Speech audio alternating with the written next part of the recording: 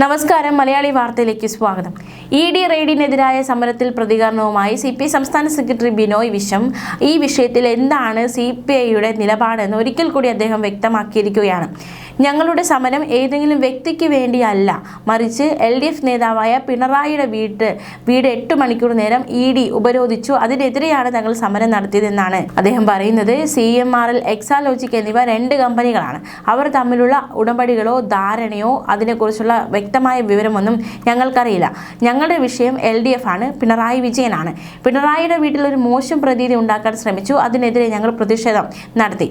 അത് ഞങ്ങൾ നോക്കി നിൽക്കില്ല. പിണറായിക്കെതിരെ എന്തെങ്കിലും മോശമായിട്ടുള്ള ഒരു പ്രതീതി അല്ലെങ്കിൽ അദ്ദേഹത്തിനെതിരെ എന്തെങ്കിലും ഇത്തരത്തിലുള്ള സംഭവങ്ങളുണ്ടായാൽ, നടപടികളുണ്ടായാൽ ഞങ്ങൾ നോക്കി നിൽക്കില്ല. അതിനർത്ഥം ആരുടെയെങ്കിലും ബിസിനസ് ഇടപാടിൽ ഞങ്ങൾക്ക് താല്പര്യമുണ്ട് എന്നല്ല എന്നും അദ്ദേഹം വ്യക്തമാക്കിയിരിക്കുകയാണ്. ഈ സംഭവത്തിൽ വീണയല്ല, മറിച്ച് പിണറായി വിജയൻ എന്ന നേതാവാണ് ഞങ്ങൾക്ക് വലുത്. അദ്ദേഹത്തെയാണ് ഞങ്ങൾ സംരക്ഷിക്കാൻ ശ്രമിക്കുന്നത്, അല്ലെങ്കിൽ അദ്ദേഹത്തിന് അനുകൂലമായിട്ടാണ് ഞങ്ങൾ നിൽക്കുന്നത് എന്ന നിലപാട് വ്യക്തമാക്കിയിരിക്കുകയാണ് CPI. CMRL എക്സാലോജിക് എൻഫോഴ്സ്മെന്റ് മാസപ്പടി കേസിൽ എൻഫോഴ്സ്മെന്റ് ഡയറക്ടറേറ്റ് അന്വേഷണം തുടരാമെന്ന് ഹൈക്കോടതി കഴിഞ്ഞ ദിവസം നിർണായകമായ വിധി പുറപ്പെടുവിച്ചിരുന്നു. കേസ് റദ്ദാക്കണമെന്ന് ആവശ്യപ്പെട്ട് CMRL MD ശശിധരൻ കർത്ത അടക്കമുള്ളവർ നൽകിയ അപ്പീൽ ഹൈക്കോടതി ഡിവിഷൻ ബെഞ്ച് തള്ളിയിരുന്നു.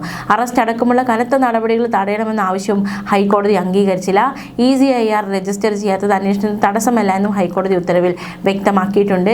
നിർണായകമായ ഉത്തരവ് ഈ വിഷയത്തിൽ ഉണ്ടായിരിക്കുകയാണ്. എന്തായാലും CPIയുടെ നിലപാട് ഏറ്റവും ശ്രദ്ധേയമായി മാറുകയാണ്. ഒരിക്കൽ കൂടി CPI അവരുടെ നിലപാട് വ്യക്തമാക്കിയിരിക്കുകയാണ്. ഇനി നമുക്ക് മറ്റൊരു വാർത്തയിലേക്ക് കൂടി പോകാം. അതായത് കുരുമേൽ കുരു കുരുമേൽ പരു എന്ന അവസ്ഥയിലാണ് ഇപ്പോൾ പാർട്ടി ആയിരിക്കുന്നത്. പാർട്ടിക്കെതിരെ ഗുരുതര വെളിപ്പെടുത്തലുകൾ നടത്തി രംഗത്തെത്തിയിരിക്കുകയാണ് VSന്റെ സന്തത സഹചാരിയായിരുന്ന ഉദ്യോഗസ്ഥൻ സുരേഷ് കുമാർ. നിർണായകമായ വെളിപ്പെടുത്തലുകൾ തൻ്റെ പുസ്തകത്തിലൂടെ അദ്ദേഹം നടത്തിയിരിക്കുകയാണ്. എന്താണ് പുസ്തകത്തിൽ പറയുന്നത്, ആർക്കൊക്കെ എതിരെയാണ് സംസാരിച്ചിരിക്കുന്നത്, വിശദമായി നോക്കാം. VS തന്നോട് നേരിട്ട് പറഞ്ഞ ചില കാര്യങ്ങൾ എന്ന വെളിപ്പെടുത്തലാണ് ആ ബുക്കിലൂടെ സുരേഷ് കുമാർ അദ്ദേഹം വെളിപ്പെടുത്തിയിരിക്കുന്നത്.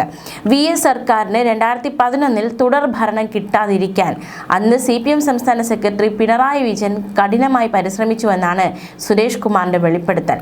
13 മണ്ഡലങ്ങളിൽ തോൽപ്പിക്കണമെന്ന ഉദ്ദേശത്തോടെ സ്ഥാനാർത്ഥികളെ നിർത്തിയെന്നും VS അച്യുതാനന്ദൻ്റെ മുൻ അനുയായിയും IAS ഓഫീസറുമായിരുന്ന K സുരേഷ് കുമാർ വെളിപ്പെടുത്തിയിരിക്കുകയാണ്. ഇക്കാര്യം VS തന്നെയാണ് തന്നോട് പറഞ്ഞതെന്നാണ് സുരേഷ് കുമാർ വ്യക്തമാക്കുന്നത്. മൂന്നാറിലെ അനധികൃത കയ്യേറ്റങ്ങൾ ഒഴിപ്പിക്കാൻ VS നിയോഗിച്ച ദൗത്യ സംഘത്തിൽ അംഗമായിരുന്നു സുരേഷ്. അദ്ദേഹത്തിൻ്റെ VSനൊപ്പം എൻ്റെ ദിനങ്ങൾ എന്ന പുസ്തകത്തിലാണ് പിണറായി വിജയനെതിരെ നിർണായകമായ വെളിപ്പെടുത്തൽ നടത്തിയിരിക്കുന്നത്. CPIയുടെ നേതൃത്വത്തിൽ വൻ പണപ്പിരിവ് നടക്കുന്നുവെന്ന വാർത്തകൾ ശ്രദ്ധയിൽപ്പെട്ടിരുന്നു. ഇതോടെയാണ് VS മൂന്നാർ തിരിച്ചുപിടിക്കുക എന്ന ലക്ഷ്യത്തോടെ ഒരു ദൗത്യം തുടങ്ങിയത്.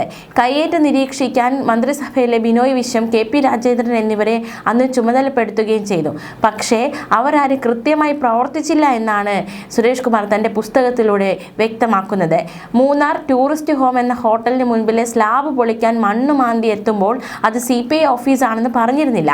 ദൗത്യത്തിൻ്റെ ഒരു ഘട്ടം കഴിഞ്ഞപ്പോൾ CPMഉം CPIയും VSനെ വരിഞ്ഞു മുറുക്കി. താൻ ലോട്ടറി ഡയറക്ടർ ആയിരിക്കെ എറണാകുളത്ത് അടച്ചുപൂട്ടിച്ച 25 ഓൺലൈൻ ലോട്ടറി ടെർമിനലുകൾ VSന്റെ മകൻ അരുൺകുമാറിന്റെ ഭാര്യ പിതാവിൻ്റെതായിരുന്നു. ഇക്കാര്യം അറിഞ്ഞിട്ടും ഓൺലൈൻ ലോട്ടറിക്കെതിരെയുള്ള പോരാട്ടത്തിൽ VS എല്ലാ പിന്തുണയും നൽകി. ലോട്ടറിക്കാരുടെ കോടികളുടെ വിൽപ്പന, നികുതി വെട്ടിപ്പിനെതിരെ CBI അന്വേഷണം വേണമെന്ന് കേന്ദ്ര സർക്കാരിനോട് ആവശ്യപ്പെടുന്ന കാര്യത്തിൽ തൻ്റെ ക്യാബിനറ്റിലെ ധനമന്ത്രി തോമസ് ഐസക് ബോധപൂർവമായ വീഴ്ച വരുത്തിയെന്ന് VS തന്നോട് പറഞ്ഞിരുന്നതായും സുരേഷ് കുമാർ പുസ്തകത്തിൽ വെളിപ്പെടുത്തുന്നു. ചുരുക്കി പറഞ്ഞാൽ ഇപ്പോഴത്തെ തോമസ് ഐസക്, അതുപോലെ തന്നെ ബിനോയ് വിശ്വം, പിണറായി വിജയൻ എല്ലാവർക്കുമെതിരെ സുരേഷ് കുമാർ തൻ്റെ പുസ്തകത്തിലൂടെ ആഞ്ഞടിക്കുകയാണ്. എന്തായാലും പുസ്തകത്തിന്റെ പ്രകാശനം നടത്തി കഴിഞ്ഞു. കോൺഗ്രസ് നേതാവ് K സുധാകരൻ മുൻ ഹൈക്കോടതി ജഡ്ജി ജസ്റ്റിസ് കമാൽ പാഷയ്ക്ക് നൽകിയാണ് തിരുവനന്തപുരത്ത് പ്രകാശനം ചെയ്യുന്നത് ബുക്ക്. എന്തായാലും ഈ ബുക്കിൽ ഒരുപാട് ആരോപണങ്ങൾ ഉണ്ടായിരിക്കുന്നു. VS അച്യുതാനന്ദൻ മുഖ്യമന്ത്രിയായിരുന്നപ്പോൾ CPM നടത്തിയ ഒരുപാട് കാര്യങ്ങളെക്കുറിച്ച് സുരേഷ് കുമാർ തൻ്റെ പുസ്തകത്തിൽ എണ്ണി അക്കമിട്ട് നിരത്തുന്നുണ്ട്. മുഖ്യമന്ത്രിയെ കാണിക്കാതെ ഫയൽ കടത്താൻ CPM 3 പേർക്ക് ചുമതല നൽകിയിരുന്നു. AKG സെന്ററിൽ ഫയൽ പരിശോധിച്ച ശേഷം മാത്രമാണ് VSനെ കാണിച്ചിരുന്നത്. KN ബാലഗോപാൽ, S രാജേന്ദ്രൻ എന്നിവരുടെ പേരിലാണ് പരാമർശം. VSനൊപ്പം എൻ്റെ ദിനങ്ങൾ എന്ന പേരിലുള്ള ഈ പുസ്തകത്തിൽ ഇത്തരത്തിൽ ഗുരുതരമായ ഒരുപാട് വെളിപ്പെടുത്തലുകളാണ് ഉൾപ്പെടുത്തിയിരിക്കുന്നത്.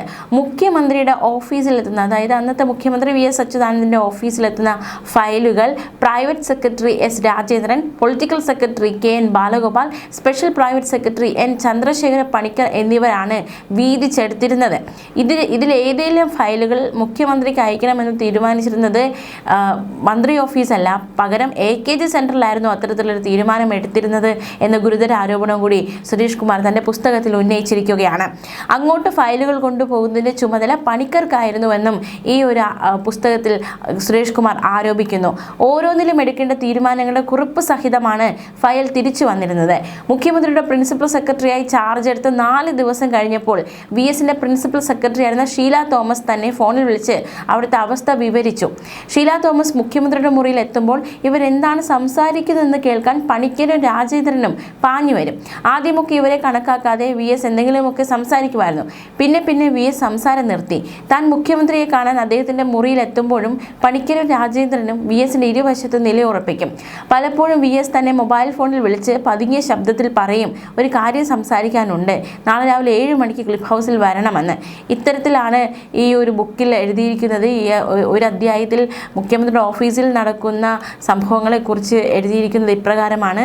കെ എൻ ബാലഗോപാലിനെതിരെയും വിമർശനം, വെളിപ്പെടുത്തലുകൾ നടത്തിയിരിക്കുകയാണ്. മുഖ്യമന്ത്രിയുടെ ഓഫീസിൽ നിന്നും സുരേഷ് കുമാറിനെ പുറത്താക്കണമെന്നാവശ്യപ്പെട്ട് കെ എൻ ബാലഗോപാൽ പാർട്ടിക്ക് കത്ത് നൽകിയിരുന്നു എന്നാണ് വെളിപ്പെടുത്തൽ. സ്മാർട്ട് സിറ്റി കരാർ ഒപ്പിടാതിരിക്കാൻ ഫയലുകൾ മുക്കിയെന്നും പുസ്തകത്തിൽ വെളിപ്പെടുത്തിയിരിക്കുന്നു സുരേഷ് കുമാർ. ലോട്ടറി തട്ടിപ്പ് മുതൽ മൂന്നാർ ഓപ്പറേഷൻ വരെയുള്ള ഘട്ടത്തിൽ VSനൊപ്പം നിന്ന് പ്രവർത്തിച്ചതിൻ്റെ അനുഭവമാണ് ഈ പുസ്തകത്തിൽ ഉൾപ്പെടുത്തിയിരിക്കുന്നത്. ഇതിലെല്ലാം പാർട്ടിയും VSും 2 തട്ടിലായിരുന്നു എന്നാണ് വ്യക്തമാക്കുന്നത് സുരേഷ് കുമാർ. ഈ പുസ്തകത്തിലൂടെ പറയാൻ ശ്രമിക്കുന്നതും അതുതന്നെയാണ്. രാഷ്ട്രീയ പ്രാധാന്യം ഏറുകയാണ്.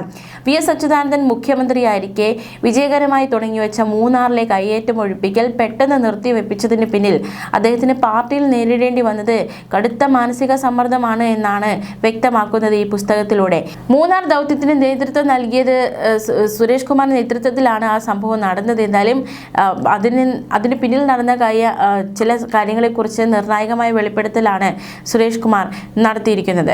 മൂന്നാർ ദൗത്യം തകർക്കാൻ CPMഉം CPI നടത്തിയ രാഷ്ട്രീയ ഇടപെടലുകൾ, അന്യസംസ്ഥാന ലോട്ടറി, SNC ലാവ്ലിൻ കേസുകളിൽ VSന്റെ പോരാട്ടങ്ങൾ എന്നിവയെക്കുറിച്ച് ഒട്ടേറെ കാര്യങ്ങൾ സുരേഷ് കുമാർ തുറന്നെഴുതിയിരിക്കുകയാണ്. 28 ദിവസം കൊണ്ട് 95 നില കെട്ടിടങ്ങൾ ഇടിച്ചു നിരത്തുകയും 17,000 ഏക്കർ സർക്കാർ ഭൂമി തിരിച്ചുപിടിക്കുകയും ചെയ്ത മൂന്നാർ ദൗത്യം പെട്ടെന്ന് നിർത്തിവെക്കാൻ VS നിർദ്ദേശിച്ചു. CPIയുടെ ഭാഗത്തു നിന്ന് സമ്മർദ്ദമുണ്ടായിരുന്നു. അതിനേക്കാൾ വലുതായിരുന്നു CPMന്റേത്. 1 ഇഞ്ച് പോലും മുന്നോട്ട് പോകാൻ അനുവദിക്കാത്ത ഘട്ടം വന്നു. ദൗത്യം തൽക്കാലം നിർത്തണമെന്ന് പറഞ്ഞ VSനോട് പാർട്ടി ഓഫീസുകളെ രക്ഷിക്കാനല്ലേ എന്നായിരുന്നു താൻ ചോദിച്ചത്. അതുകൂടി ഉണ്ട് സുരേഷ് എന്നായിരുന്നു മറുപടി. മൂന്നാറിന് പുറത്തുള്ളത് ഒഴിപ്പിക്കട്ടെ എന്ന് ചോദിച്ചപ്പോൾ അതും വേണ്ടെന്ന് പറഞ്ഞു. CPM ഇടുക്കി ജില്ലാ സെക്രട്ടറി ആയിരുന്ന M മണിയും MLAയുമായിരുന്ന K ജയചന്ദ്രനും S രാജേന്ദ്രനും ഇതിനായി എങ്ങനെയെല്ലാം ഇടപെട്ടുവെന്നും പുസ്തകത്തിൽ വ്യക്തമാക്കുന്നുണ്ട് സുരേഷ് കുമാർ.